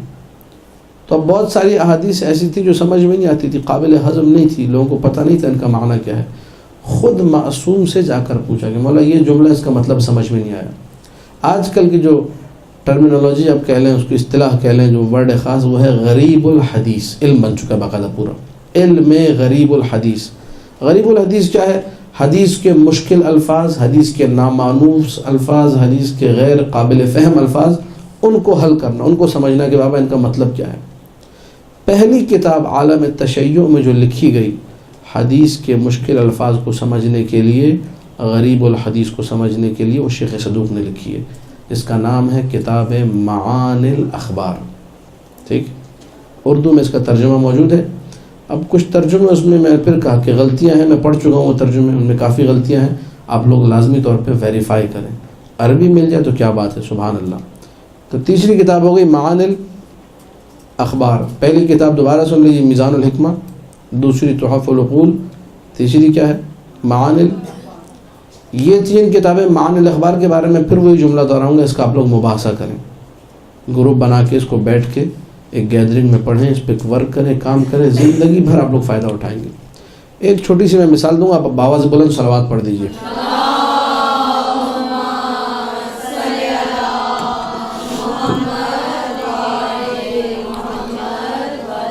حدیث آپ لوگوں نے سنی ہوگی، بڑی مشہور و معروف حدیث ہے. تمام خطبہ، ذاکرات، ذاکر، عالم سبھی پڑھ رہے ہیں ممبر سے. مولا حسین نے فرمایا الناس عبید الدنیا والدین لاعق علی السنتهم یحوتونه حیثما درت معایشهم فاذا محسوا بالبلاء قلت دیانون. کیا فرمایا مولا حسین نے کہ جی لوگ دنیا کے غلام ہیں. سنیے حدیث آپ لوگوں نے؟ نہیں سنی. لوگ دنیا کے غلام ہیں اور دین ان کی زبان کا چٹخارا ہے. جب تک دین سے کام نکل رہا ہے، دین کے ارد گرد گھوم رہے ہیں. جب بلائیں آتی ہیں، جب مشکلات آتی ہیں، جب پریشانیاں آتی ہیں، تو دیندار لوگ کم رہ جاتے ہیں. یہ حدیث لکھ دیا آپ نے، پمفلیٹ بنا دیا، پوسٹر بنا دیا، چھاپ دی. ترجمہ کیا کہ آپ نے الناس عبید الدنیا، لوگ دنیا کے غلام ہیں. یہ 25 جگہوں پہ آپ کو یہ حدیث ملے گی، لیکن ترجمہ ٹھیک نہیں ہے. کیوں؟ میں بھی پہلے یہ حدیث پڑھتا تھا اور اس پہ خوب ہم لوگ تبلیغ کرتے تھے، خوب نقطے لگاتے تھے، لوگوں کو بتاتے تھے یہ درس ہے. یہ بعد میں پتہ چلا بھائی کہانی کچھ اور ہے. فرزدق جا رہا ہے، کامل بہائی میں نے روایت پڑھی. فرزدق جا رہا ہے، کوفہ سے چلا ہے، راستے میں امام حسین علیہ السلام سے ملاقات ہوئی. مولا آپ کہاں جا رہے ہیں؟ کہا کوفہ. کوفہ والوں کے حال احوال کیا ہیں؟ فرزدق نے یہ کہا قلوبہم معک سیوفہم علیک. کوفہ والوں کے دل آپ کے ساتھ ہیں، لیکن ان کی تلواریں آپ کی گردن پر. اچھا فرزدق ایک شاعر ہے، آل محمد کا چاہنے والا ہے، لیکن اس کا کلام حجت نہیں ہے. فرزدق غیر معصوم، فرزدق کا کلام حجت نہیں ہے، لیکن اگر فرزدق کی تائید مولا کر دیں تو پھر فرزدق کا کلام بھی کیا بن جائے گا؟ حجت بن جائے گا. جب فرزدق نے کہا قلوبہم معک و سیوفہم علیک، ان کے دل آپ کے ساتھ ہیں، ان کی تلواریں آپ کی گردن پر، تو فوراً مولا نے کہا الناس عبید الدنیا، یہ جو کوفہ والے جو دل ہمارے ساتھ اور تلواریں ہماری گردنوں پہ رکھتے ہیں، یہ کوفہ والے دنیا کے غلام ہیں، میرے غلام. دیکھیں کتنا فرق آگے نہیں آگے. ایک دفعہ آپ ترجمہ کرتی ہیں دنیا، لوگ دنیا کے غلام ہیں، لوگ میں تو پھر سبھی لوگ آ گئے، میں بھی آ گیا، آپ بھی آ گئے، سب آ گئے. اور ایک دفعہ آپ کہتے ہیں کوفہ والے، یہ جو لوگ جنہوں نے لحوف کے مطابق 12,000، ارشاد کے مطابق 10,000 12,000 خط امام حسین علیہ السلام کو لکھے، اور ہر خط کے آخر میں لکھا عجل ثم عجل ثم عجل، جلد آئیے جلد آئیے جلد آئیے. 25 سائن ایک خط پہ. امام نے عاشور کے دن وہ جب کہا کہ تم نے خط لکھے، کہا ہم نے کون سے خط لکھے؟ امام نے صحابی کو بلایا، 2 بوریاں وہ لے کر آیا، اور دونوں بوریوں کے جب منہ کھولے تو 12,000 خط اس میں سے نکلے. تو یہ جو لوگ تھے، اب دیکھیے کتنا فرق آ گیا بات میں. ایک دفعہ اوور آل بات کرتی کہ دنیا کے جتنے لوگ ہیں سبھی دنیا کے غلام ہیں. یہ امام حسین نے یہ تو نہیں کہا تھا. امام حسین نے خاص پرٹیکولر جو پاپولیشن تھی اس کے بارے میں کہا، خاص طبقے کے بارے میں کہا کہ یہ طبقہ جو خط مجھے لکھ رہا ہے، نعرہ میرا لگا رہا ہے، دم میری محبت کا بھر رہا ہے، پیسے اپنے زیاد سے لے کے میرے خلاف میری گردن پہ تلوار لے چڑھا، یہ طبقہ دنیا کا غلام ہے. فرق آیا نہیں ہے بات میں. حدیث چھاپ دی، مثلا مثال دے رہا ہوں، مدرسہ القائم کی طرف سے پوسٹر بن گیا کہ جی مولا علی سے ایک شخص نے کہا یا علی میں آپ سے محبت کرتا ہوں، تو مولا نے کہا کہ جو ہے تم بلاؤں کے لیے، فقر کے لیے، فاقے کے لیے تیار ہو جاؤ. ہیں ایسی حدیثیں نا، آپ لوگوں نے پڑھی ہوں گی، سنی بھی ہوں گی کہ جو ہم اہل بیت سے محبت کرے فلیستعد للفقر، تو فقر کی تیاری کرے. اب آپ نے یہ حدیث پڑھ دی. اچھا وہ بندہ جو امیر ہے کیا وہ محبت نہیں رکھتا؟ جب وہ محبت رکھتا اس کو فقیر ہو جانا چاہیے، پھر فقر کی تیاری کرنی چاہیے. بہت سونے پڑھا اور بڑے غلط میسج گئے. معانی الاخبار شیخ صدوق، جس کتاب کا میں نے آپ کو حوالہ دیا، اس میں کسی شخص نے اگر پوچھا چھٹے امام جعفر صادق صلوات اللہ وسلام علیہ سے، اللہم صلی علی محمد و آل محمد، مولا مجھے یہ بتائیے ایک شخص نے آ کر امیر المؤمنین سلام اللہ علیہ سے یہ کہا تھا میں آپ سے محبت کرتا ہوں، انی احبک، آپ سے محبت ہے. تو امام نے پلٹ کر یہ جملہ کہا فَأَعِدْ لِلْفَقْرِ جِلْبَابًا یا جُلْبَابًا، تم فقر کی رضا کے لیے تیار رہو، تیاری کرو. تو فوراً چھٹے امام نے پلٹ کے دیکھیے جملہ کہا لَيْسَ هَكَذَا، جیسا تم سمجھو ویسا نہیں ہے. یہ پڑھا گیا ہے، میں سے مسٹیکس ہوئی ہیں، میں آپ کو وہ بتا رہا ہوں. جیسا تم سمجھو ویسا. اب اس پہ آپ نقطے لگائے جائے، بے جا نقطہ آفرین اسی کو کہتے ہیں. حدیث سمجھے بغیر اس پہ آپ خوب جو ہے ورک کیے جائیں. پہلے سمجھو حدیث کو، اس کے بعد ورک ہونا چاہیے اس پہ. مولانا نے کہا امیر المومنین کی مراد یہ تھی کہ جب تم نے ہم سے محبت کر لی، اب یوم فقر یعنی یوم قیامت کی تیاری کرو. تم عمل اچھا ہونا چاہیے تمہارا. کتنا دیکھیے بات میں فرق آ گیا. 10 سال اس حدیث کو پڑھا گیا، لوگوں کو بیوقوف بنایا گیا کہ جی تم فقیر ہو جاؤ گے. امیر المومنین سے محبت کر کے فقیر ہوتا؟ اگر امیر المومنین سے محبت کر کے فقیر ہوتے تو امیر المومنین ہمیں رزق کی دعائیں کیوں بتا؟ وسعت رزق مستحب ہے. بیوی بچوں کے خرچے کے لیے زیادہ محنت کرنا، اوور ٹائم لگانا کمپنی میں مستحب ہے شرعاً، علماء نے لکھا ہے اپنی کتب میں اس کو. آپ کہہ رہے ہیں کہ جو ہم اہل بیت سے محبت کرے وہ فقر کے لیے تیار ہو جائے. فقر کی مذمت کی گئی ہے روایات میں. تو بغیر سوچے سمجھے حدیث پڑھی، اوہ بس میں اسی پہ مجلس پڑھ دیتی ہوں ابھی جا کے، چلو بھائی ہو گیا کام. پہلے سمجھو اس کو، بندہ کام کرے. حدیث کو سمجھنے کے لیے میں دوبارہ تاکیداً عرض کر رہا ہوں، کتاب معانی الاخبار کو حفظ کر لیں. خدا رہا معانی الاخبار آپ نے حفظ کر لی، خدا آپ کے ذہنوں کو وہ نور دے گا منبر کے حوالے سے، حدیث فہمی کے حوالے سے، کہ انشاءاللہ آپ بندہ خیر کو دعا دیں گی. لیکن کام کریں ان کتب پہ، کتابوں کو پڑھیں اور کیسٹوں اور سیڈیوں اور ان چیزوں سے اجتناب کریں. استفادہ کرنا ہے، ذاکری کورس میں چیزیں بھی آتی ہیں، اس کی اہمیت اپنی جگہ ہے، لیکن اس سے استفادہ اتنا ہو کہ آپ یہ دیکھیں اس کا اعتماد کیا. مثلا ڈینیل کارنیگی نام ہے، اب نام میرے ذہن میں، اس نے کتاب لکھی فن الخطابہ، اس کی کتاب کا نام ہے ہاؤ ٹو اسپیچ. تقریر کیسے کی جائے. اس نے اسے بہت سارے مطالب بیان کی کہ انسان کو بے باک ہونا چاہیے, بولڈ ہونا چاہیے. عورتوں کے لیے تو قطر مناسب نہیں, لیکن عورتوں کے سامنے چل جاتا ہے, عورت کے سامنے تقریر کر رہی. وہاں اپنی بے باکی کا, اپنی بہادری کا, اپنے جو ہے جسے کہا جائے بولڈنس جسے کہا جائے, اس کا مظاہرہ کرنا ہے بولنے میں. وہاں ڈرنا نہیں ہے, ہچکچانا نہیں ہے, ہیزیٹیشن کوئی نہیں ہونی چاہیے. یہ چیزیں آپ سیکھیں کہ میں خطیب کو دیکھ رہی ہوں, سی ڈی کو دیکھ رہی ہوں صرف اس لیے کہ دیکھوں کہ اس کا بولنے کا انداز کیا, اسلوب کیا ہے اس کا. وہ اعتماد آپ نے کیچ کرنا, اس خطیب کو کاپی نہیں کرنا. اتنی حد تک آپ نے سی ڈی سے استفادہ کرنا ٹھیک ہے. یا مثلا میں مصائب پڑھنا چاہتی ہوں, مقتل کی جو روایتیں مثلا وہ اتنی سخت اور عجیب اردو ہے کہ میں نہیں پڑھ سکتی, تو میں مثلا علامہ طالب جوہری صاحب ہیں, ذیشان حیدر جوادی صاحب ہیں, رشید ترابی صاحب جو ہمارے قدیم خطبہ و علماء ہیں, ان کی سی ڈی سنتی ہوں تاکہ وہ الفاظ مجھے ملے. دقت فرمائیے گا, الفاظ ڈٹو کاپی اتار کے وہی جیسا انہوں نے پڑھا ہے ویسا پڑھ دو, یہ کمال نہیں. آپ مصائب کے الفاظ لے لیں, تیاری آپ کی اپنی ہو, تمہید آپ کی اپنی ہو, گریز آپ کا اپنا ہو, سب کچھ آپ کا اپنا ہو, محنت آپ کی اپنی ہو. تو ایکسٹریکٹ کا جو ایک طریقہ کار ہے, نکالنے کا طریقہ کار سی ڈی سے, وہ اگر آپ کے پاس ہنر موجود ہے, جو سیکھنا ہے آپ نے, جو واقعاً سیکھنا آپ کے لیے ٹھیک ہے, اس حد تک سی ڈی سے سیکھے. باقی آپ کا پورا کنسنٹریشن ہونا چاہیے کتابوں کے اوپر. جو میں نے تفسیریں بتائی ہیں, جو آپ کو حدیث کی کتابیں بتائی, ان پہ توجہ کریں اور کوشش کریں کہ ان کتابوں کو میں اپنے ساتھ رکھوں, ان سے استفادہ کروں. باقی کچھ کتابیں میں نے ذکر نہیں کیے, وہ اس وجہ سے ذکر نہیں کی کہ وہ تو ہونا ضروری ہے, ان کے بغیر تو چارہ ہی نہیں. قرآن ہے, نہج البلاغہ ہے, سیف سجادی, یہ 2-3 کتابیں, یہ اس کو ہم لوگ عربی میں کہتے ہیں مفروغ عن, یعنی اس پہ بات کرنے کی ضرورت ہی نہیں ہے. یہ اگر نہ ہو تو پھر تو بات بنے گی نہیں, کیونکہ تفسیر کس کی ہے؟ قرآن کی. پھر اس کے بعد میں حدیث کی کتابیں بتا رہا ہوں, حدیث کی کتابوں میں سب نہج البلاغہ سے ماخوذ حدیثیں بھی موجود ہیں, لیکن بہرحال نہج البلاغہ ہونا ضروری ہے. مولانا ذیشان حیدر جوادی کا اچھا ترجمہ ہے, مفتی جعفر شان کا اچھا ترجمہ ہے, 2-3 ترجمے آپ رکھ لیجئے. سیف سجادیہ ہے, اس کے 2-3 ترجمے اپنے پاس لازمی طور پہ رکھیں.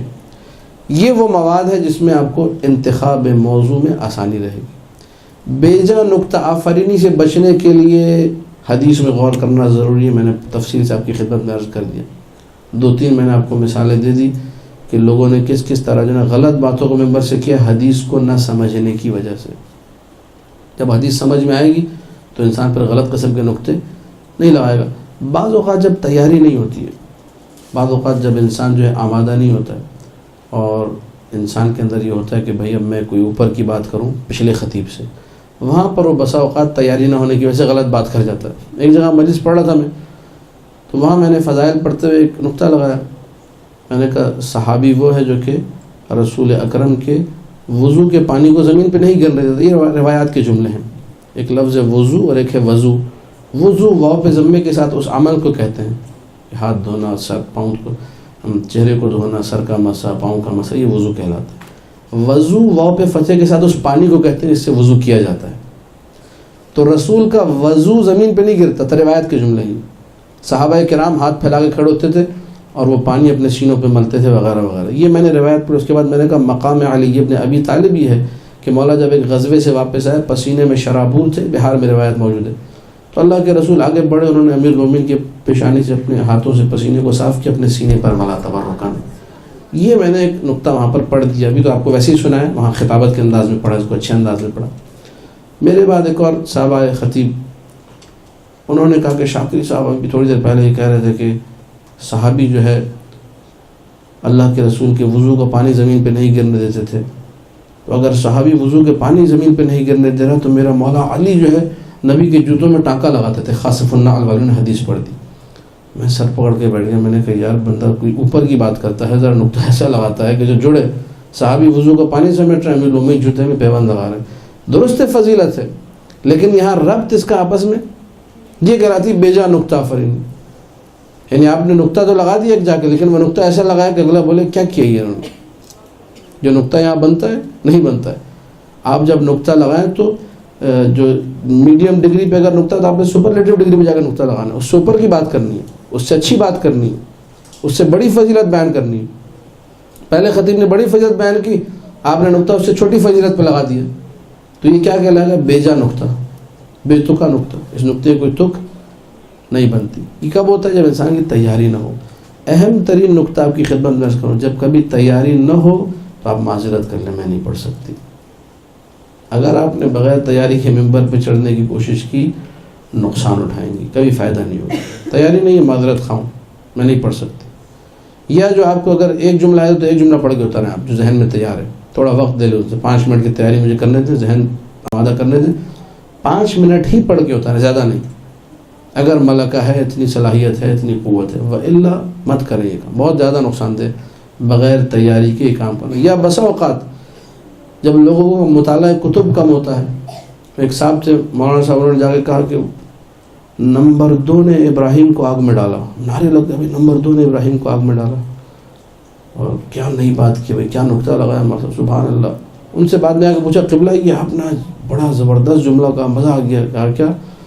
کہا وہ نمبر 2 نے ابراہیم کو آگ میں ڈالا۔ کہا کہ کتاب میں لکھا ہے، میں نے تھوڑی کتاب میں، وہ دیکھا تو نمرود کو نمبر 2 لکھا ہوتا، نمرود نہیں، اس کو آپ کا لکھے نقطے لگا دیں۔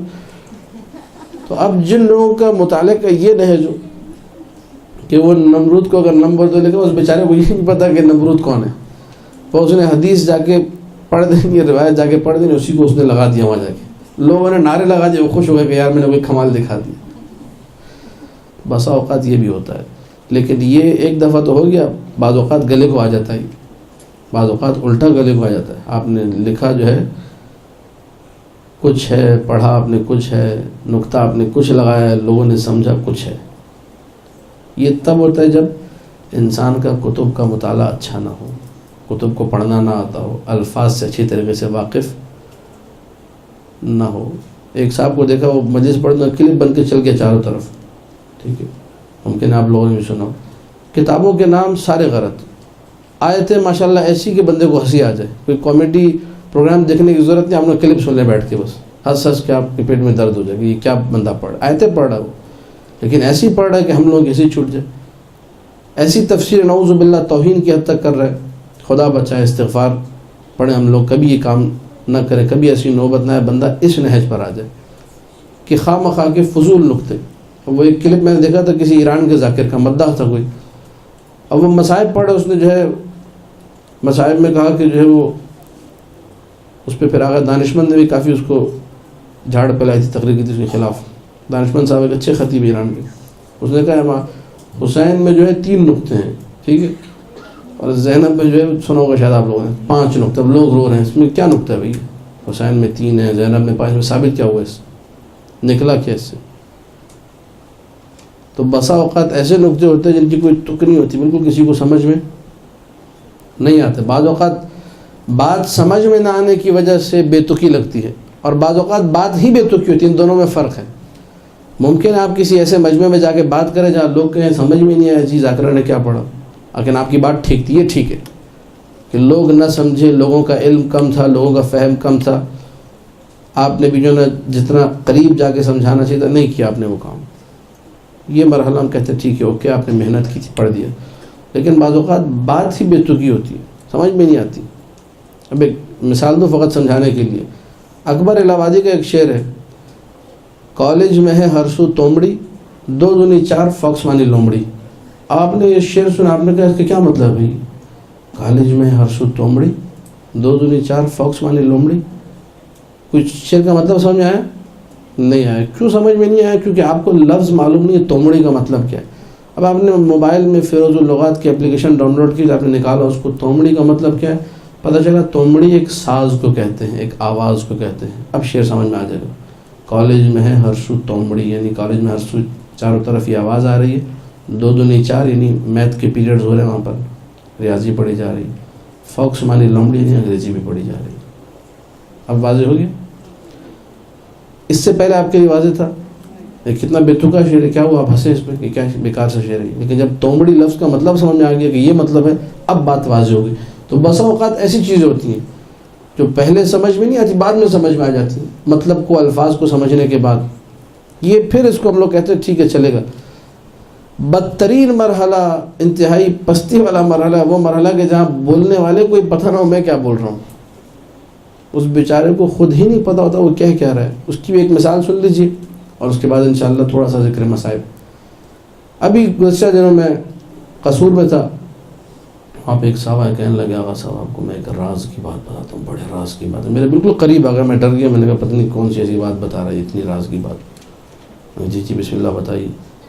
کہا آپ نے یہ چشتی صاحب کی وہ سنی ہے ربائی خواجہ معین الدین چشتی کی؟ میں نے کہا ہاں سنیے، وہ شاہ اسد حسین باز۔ کہنے لگے قبلہ اس کے 4 نہیں 6 شعر ہیں۔ میں جو مجھے پتا تھا پہلے سے کلپ میں سن چکا تھا، اتنا انہوں نے قریب آ کے اتنا آہستہ بولا، اتنے جو عجیب طریقے سے بولا، میں ڈر گیا تھا کہ پتہ نہیں کوئی غلط خبر نہ دے رہے میرے پاس۔ میں نے کہا آپ کو یہ معلوم ہے کہ ربائی میں ہوتے ہی 4 شعر ہیں؟ ربائی عربی زبان کا لفظ ہے، ربائی کا مطلب ہی 4 ہے۔ اوہ قبلہ میں تو اور ہی نہیں کیا اس پہ۔ پھر اس نے وہ 2 شعر سنا، میں نے کہا نہ ان 2 شعروں کا قافیہ درست ہے نہ ردیف درست ہے۔ اچھا جس بندے نے یہ شعر پڑھا، اس احمق الناس، اس بیوقوف ترین شخص نے ندائے روحی روح است حسین، اس کا قافیہ اور ردیف نہیں ملتا، پتہ ہے آپ لوگوں کو تھوڑی سی بھی شاعری آتی ہے۔ پناہ است حسین، شاہ است حسین، دی پناہ است حسین، بنائے لا الہ است حسین۔ اب یہاں پہ کہہ رہے روح است حسین، تو یہاں پہ ہونا چاہیے تھا راہ است حسین مثلا، تب بنتا قافیہ اور ردیف درست۔ اس کے بعد انتہائی بیہودہ اسم است اللہ ذات است حسین، یہ جو جملہ اس بندے نے کہا ہے اسم است اللہ ذات است حسین، اس شخص خبیث نے، اس کو خود نہیں معلوم میں نے کیا کہا ہے، یہ انتہائی بیتو کی بات ہے، یہ بولنے والے کو خود نہیں پتہ ہے کہ اس نے کیا کہا ہے، اس کو پتہ ہی نہیں اس کا مطلب۔ مجھے 100% یقین ہے کہ بولنے والے کو معلوم نہیں ہے۔ یہ مطلب ائمہ سلام اللہ علیہم نے کئی احادیث میں منع کیا کہ خدا را ذات خدا کے بارے میں مت سوچو، اگر تم نے اللہ کی ذات کے بارے میں سوچنا شروع کیا تم گمراہ ہو جاؤ گے، تم ضلالت کی طرف جاؤ گے۔ معصوم منع کر رہا ہے، یہ کہہ رہا ہے جی شعر آیا ہے، وہاں سے آیا ہے، مولا کے دربار سے آیا ہے، حکم ہوا ہے، استخارہ نکالا ہے، کبھی کہتا ہے میں نے خود پڑھا ہے۔ ایک ہی شعر میں 3 باتیں انہوں نے کی مختلف۔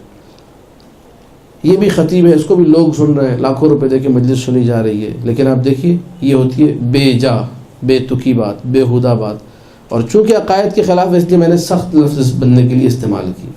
یہ خباثت ہے سراسر، یہ حماقت ہے یہ کہ آپ ممبر پر آ کر اتنی غیر ذمہ داری کا مظاہرہ کریں، ایسی بے تکی بات کریں۔ خدا ہم سب کو بچائے ان بے تکی باتوں سے، بے جا نکتہ آفرینیوں سے۔ سب کا حل ایک ہے۔ آل محمد کے بارے میں جملہ موجود ہے، خود آل محمد نے فرمایا کہ آل محمد عیش العلم و موت الجہل، آل محمد علم کی زندگی ہے اور جہالت کی موت ہے۔ وجود آل محمد، وجود پربرکت آل محمد کیا ہے؟ یہ وجود علم کی زندگی، عیش العلم، عیش کہتے ہیں زندگی کو، عیش العلم علم کی زندگی ہے اور جہالت کی موت۔ علم جتنا بلند ہوتا جائے گا، علم خود ایک نور ہے، العلم نور یقذفہ اللہ فی قلبہ من یشاء، علم ایک نور ہے، خدا جس کے وجود میں رکھ دے وہ اس نور سے بہرمند ہوتا ہے اور اس نور سے استفادہ کرتا ہے، لیکن یہ مشیت پروردگار ہے، جہاں چاہے رکھ دے۔ تو میں اور آپ کتب کا مطالعہ کریں، موضوعات کا انتخاب اچھے طریقے سے ہو، مطالعہ اچھے طریقے سے ہو، مباحثہ اچھے طریقے سے ہو، تسلسل کے ساتھ، استمرار کے ساتھ، کنٹینیویشن کے ساتھ ایک کام ہو، اس کا رزلٹ انشاءاللہ 1-2 سالوں میں آئے گا۔ اب تھوڑا سا آپ کے سامنے جو ہے ذکر مصائب کے حوالے سے چند جملے اور زحمت کو میں تمام کروں گا، بآواز بلند صلوات پڑھ دیجیے۔ اللہم صلی علی محمد و آل محمد۔ گفتگو چونکہ خطابت پر تھی اور ذاکری پر، تو اسے کہا جاتا ہے گریزی بھی آپ لوگ سیکھ لیجئے کہ انسان بالکل بغیر کسی تمہید کے شروع نہ کرے، 2-3 جملے ایسے رکھے جو اسے فضائل سے مسائب کی طرف اس کا ربط بنا دیں۔ اس ربط کو اصطلاح میں ہم لوگ خطبہ حضرات کہتے ہیں گریز، یعنی جہاں سے گریز ہوتا ہے فضائل الی المصائب، فضائل سے مصائب کی طرف روانگی ہوتی ہے آپ کی۔ بات چونکہ خطابت پر تھی، بات یہ ہو رہی تھی کہ انسان کو ذکر کرنا آنا چاہیے، جیسا ذکر آل محمد نے کیا ویسا ذکر کسی نے نہیں کیا۔ ذاکر حسین کی مجلس، اس کی ابتدا، اس کی انتہا، دونوں کا تعلق ان آیات سے ہوتا ہے جن آیات کی تلاوت سر حسین علیہ السلام نے کی۔ سر حسین نے آیت پڑھی بسم اللہ الرحمن الرحیم، ذاکر ممبر پہ چڑھتے پہلی آیت جو پڑھتا ہے بسم اللہ الرحمن الرحیم۔ امام حسین کے سر نے کئی مرتبہ تلاوت کی، وَسَيَعْلَمُ الَّذِينَ ظَلَمُوا أَيَّ مُنْقَلَبٍ يَنْقَلِبُونَ، یہ قرآن کی آیت ہے جس آیت کی تلاوت مولا حسین کے سر نے کئی دفعہ کی. یہ بھی ایک ہم لوگوں کے ذہن میں بیٹھا یا نوحوں کی وجہ سے، مختلف مطالب کی وجہ سے کہ جی شاید مولا حسین نے خالی سورہ کہف پڑھی تھی. نہیں، امام حسین نے کئی آیات کی تلاوت کی، باقاعدہ کتاب چھپ چکی آیات سرخ کے نام سے کہ مولا حسین کے سر نے کن کن آیتوں کی تلاوت کی.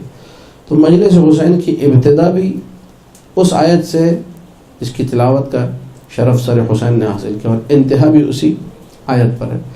سر حسین سلام اللہ علیہ جب روانہ ہوتا ہے کربلا سے کوفہ، کوفہ سے شام، مسلسل، تو جہاں اس سر نے آیتوں کی تلاوت کی ہے، جہاں اس سر نے کچھ گریہ کیا ہے اپنے آل و اولاد کو دیکھ کر، وہاں اسی سر سے خطاب کر کے بیویوں نے بھی کبھی اشعار پڑھے ہیں، کبھی بیان کیے ہیں، کبھی کچھ کہا. خطابت صرف یہ نہیں کہ انسان آ کے ممبر سے کچھ کہتے، بسا اوقات بیان خود ایک پوری خطابت ہوتا ہے. بیان اتنا درد بھرا ہوتا ہے، اس میں ایسے مضامین ہوتے ہیں جو پوری خطابت ہے. جناب سکینہ سلام اللہ علیہ کے بیان بھی ہمیں تاریخ میں ملتے ہیں کہ جو بیان شام میں انقلاب برپا کر گئے، جنہوں نے شام والوں کو جھنجھوڑ کے رکھ دیا. لیکن یہ بی بی 4 سال کا سن، اور یہ بھی ایک مقدمتاً بات عرض کر دوں، 1-1.5 منٹ کی تمہید، کہ پاکستان میں جسے سکینہ کہا جاتا ہے، عراق، ایران، شام میں اسے حضرت رقیہ کہا جاتا ہے. مصائب سیم ہیں، باتیں سیم ہیں، مطالب سیم ہیں. ساری کی ساری بات ہو رہی ہے 4 سالہ بچی کی جو شام کے زندان میں مدفون ہے. اس بچی کا ذکر، اس بچی کے مصائب ہیں مسلمات میں سے، کوئی انکار نہیں کرتا. تواریخ موجود ہیں، شواہد موجود ہیں، بڑے بڑے علماء نے اس بات کو اپنے منابر سے بیان کیا. یہ 4 سالہ بچی کے بارے میں روایت کے عجیب و غریب جملے، کتاب سرور المؤمنین مصائب کی کتاب، اس میں لکھا ہوا ہے یہ 4 سالہ مولا حسین کی بچی، اس کی عادت یہ تھی کہ جب جب نماز کا وقت ہوتا تھا مصلی بچھا کے بیٹھ جاتی تھی، میرے بابا آئیں گے اور اس پر نماز پڑھیں گے. شام غریبہ کے وقت اس بچی نے، 4 سالہ بچی نے، وہ مصلی بچھایا اور بیٹھ کر رونے لگی کہ میرے بابا ابھی تک آئے نہیں، نماز کا وقت ہو گیا. تھوڑی دیر میں دیکھا کہ شمر آتا ہے، اور شمر جب آتا ہے تو پوچھتا ہے بچی تو یہاں کیوں بیٹھی ہے؟ رو کر کہتی ہے کہ این ابی الحسین، میرے بابا حسین کہاں ہے؟ وہ میرا انتظار کرتے تھے کہ میں مصلی بچھاؤں، آج میں نے مصلی بچھا لیا لیکن بابا نہیں آئے ہیں. حضرت شمر آگے بڑھتا ہے، مقتل کا جملہ یہ ہے، مصلی کو کھینچتا ہے اور ایک تماشا مارتا ہے اس بچی کے منہ پر. اس بچی کی خصوصیت یہ ہے، جب بھی کہا ہے نا این ابی الحسین، میرا بابا حسین، تب تماشا کھایا، تب کوڑا کھایا اس بچی نے. شام کا سفر ہے، کربلا سے کوفہ کا سفر ہے، ہر مقام پر جہاں بابا کو یاد کیا وہاں ظلم ہوا ہے. اس بچی کے مصائب ایسے مقاتل میں لکھا ہے، کئی مرتبہ اونٹوں پر جب بیٹھی ہوئی تھی یہ بچی، کبھی اپنی پھوپھی زینب سے کہا، کبھی ام کلثوم سے کہا، کبھی رباب سے کہا، کبھی کسی اور بیوی سے کہا کہ مجھ سے اونٹ پر بیٹھا نہیں جا رہا، مجھے بہت تکلیف ہو رہی ہے. ایک اونٹ تھا معال سبتین میں روایت موجود ہے، سفید اونٹ، وہ جا کے دوسرے اونٹوں کے کان میں کچھ جملے کہتا تھا. کسی نے زین العابدین سے پوچھا کہ مولا یہ بتائیے یہ اونٹ دوسرے اونٹوں کے کان میں کیا کہہ رہا ہے؟ تو رو کر زین العابدین نے جواب دیا تھا، یہ دوسرے اونٹوں سے کہہ رہا ہے ذرا آرام آرام سے چلو، تم پہ علی کی بیٹی زینب سوار ہے، تم پہ رباب سوار ہے، ام کلثوم، سکینہ اور رقیہ سوار ہے. جانور احترام کر رہا ہے لیکن مسلمان احترام نہیں کر رہے. عزادارو ایک مرحلہ ہوا ہے، یہ روایت بھی معال سبتین میں موجود ہے کہ قافلہ رک گیا، سر حسین نور کے نیزہ سے زمین پہ گرا، نیزے کی انی زمین میں گڑ گئی، قافلہ سارا رک گیا. پوچھا سید سجاد سے کہ قافلہ کیوں رک گیا ہے، یہ جانور آگے کی طرف بڑھتے کیوں نہیں، حرکت کیوں نہیں کرتے؟ میرے مولا نے جواب دیا کہ حسین کی ننھی بچی ناقے کی پشت سے زمین پہ گر گئی ہے، جب تک سکینہ واپس نہ آئے گی یہ 4 سالہ بچی، قافلہ آگے نہیں بڑھے گا. مولا نے ادھر یہ جملے کہے، زینب کبریٰ نے خود کو ناقے سے گرایا، پرخار میدان میں دوڑنا شروع کیا. سکینہ میری بچی کہاں ہے، میری لاڈلی سکینہ کہاں ہے؟ عزادارو جناب زینب کبریٰ سکینہ کو پکار رہی ہے. ملا مہدی مازندرانی لکھتے ہیں اچانک ہی دور سے دیکھا کوئی برقع پوش بی بی سکینہ کے بالوں سے خاک کو صاف کر رہی ہے، پاؤں سے قدموں سے خاروں کو نکال رہی ہے اور روتی جا رہی ہے اور کہہ رہی ہے میری جان سکینہ، میری بچی سکینہ. پکار کر زینب کبریٰ نے کہا کون؟ کہا کہ زینب بیٹا میں تمہاری ماں فاطمہ زہرا ہوں، جہاں جہاں حسین کے بچے گریں گے میں آؤں گی انہیں دلاسا دینے کے لیے، میں آؤں گی ان کے بالوں سے خاک کو صاف کرنے کے لیے۔ یہ قافلہ چلتا رہا، بس آخری جملے یہاں تک کہ زندان شام آیا۔ طاہر دمشقی یزید کا خادم ہے، کہتا یزید سو رہا ہوتا تھا، میں نے کئی مرتبہ دیکھا تشت میں رکھا ہوا سر حسین بلند ہوتا تھا، کھڑکی سے وہ مقام جہاں زندہ نظر آتا تھا اس مقام کا رخ کرتا تھا، اور اس سر سے آنسو بہتے ہوئے میں نے خود دیکھے، اور کہتا تھا بار الہ میری اطرت کے ساتھ کیا ہو رہا ہے، میری اولاد کے ساتھ کیا ہو رہا ہے، بار الہ تو میرے بچوں کا انتقام لینا۔ طاہر دمشقی کہتا ہے ایک رات کو میں نے دیکھا شدید کوہرام بپا ہے، ماجرا کیا ہے معلوم کیا تو پتہ چلا حسین کی چھوٹی بچی نے بابا کو خواب میں دیکھا ہے اور اٹھ کر بیٹھ گئی ہے، بار بار کہے جا رہی ہے ایتونی بے والدی و قرۃ عینی، میرے بابا کو لے آؤ، میرے دل کی ٹھنڈک کو لے آؤ، نور عین کو لے آؤ، مجھے بابا سے ملا دو۔ اتنا گریہ کیا کہ 84 بیوہ بچے سب جمع ہو گئے، سکینہ کے گرد سب رو رہے زار و قطار۔ طاہر دمشقی کہتا ہے یزید اٹھ کر بیٹھ گئے، کہنے لگا یہ کوہرام کیسا ہے، یہ گریہ کیسا ہے؟ میں نے کہا کہ حسین کی ایک چھوٹی سی بچی ہے، کہتی ہے مجھے بابا سے ملا دو۔ کہا تو جاؤ ملا دو۔ میں نے کہا بابا نہیں ہے، کہا بابا نہیں ہے تو بابا کا سر تو ہے، ارفعوا رأس الحسین وحطوا بین ایدی، جاؤ سر حسین کو لے جاؤ اور اس بچی کے سامنے پھینک دو۔ اس لعین نے یہ جملے کہے۔ طاہر دمشقی کہتا ہے میں نے تشت میں سر کو رکھا، اس پر ایک سفید کپڑا ڈالا، جیسے ہی میں زندان کے دروازے پر پہنچا دروازہ کھولا، اب جو تشت بچی کے سامنے رکھا، دیکھیے 4 سال کی بچی یہاں پہ مائیں بیٹھی ہوں گی، وہ سمجھتی ہیں، رو کر بچی یہ کہتی ہے مجھے کھانا نہیں مجھے بابا چاہیے۔ کتنی معصوم بچی تھی نہ جانے جس نے یہ جملہ کہا۔ طاہر دمشقی کہتا ہے میں نے سفید کپڑے کو پلٹا، میں نے کہا یہ تیرے بابا کا سر ہے، رو کر کہا انت ابی الحسین، سر اتنا زخمی تھا کئی گھاؤ سر پر لگے ہوئے تھے، سر کو اٹھایا ہے اور اس کے بعد بوسے دینا شروع کیے۔ یا ابتاہ من الذی ایتمنی علی صغر سنی، 15 سے 20 بین منتخب ترہی میں نقل ہوئے، میں 3-4 پڑھ کے زحمت کو تمام کروں۔ یا ابتاہ من الذی ایتمنی علی صغر سنی، بابا مجھے اتنی کم سنی میں یتیم کس نے کر دیا بابا۔ یا ابتاہ من الذی خضبک بدمائک، بابا یہ آپ کی داڑھی پہ خون کیسا لگا ہوا ہے بابا۔ یا لیتنی کنت عمیاء، بابا کاش کہ میں اندھی ہو جاتی ایسا آپ کا چہرہ نہ دیکھتی۔ یا لیتنی مت قبل ھذا اليوم، بابا کاش کہ میں مر جاتی آپ کو اس طرح نہ دیکھتی۔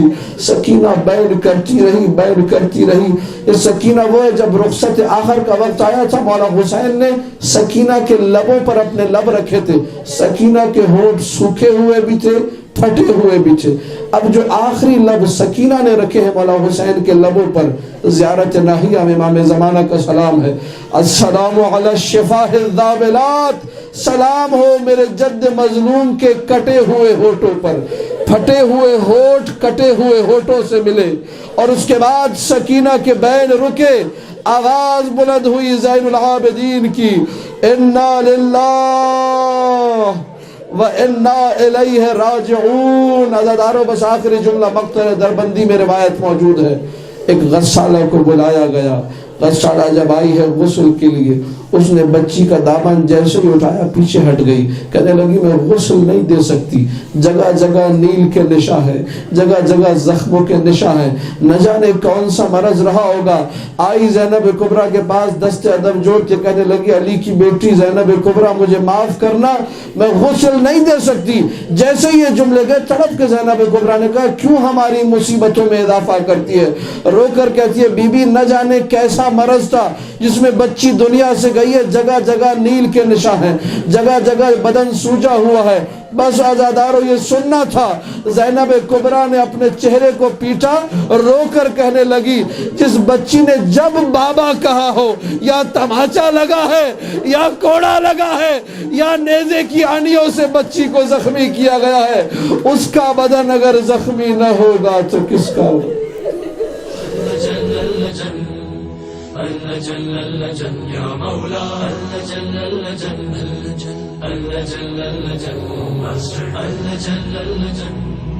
اللجل يا صاحب السماء اللجل اللجل اللجل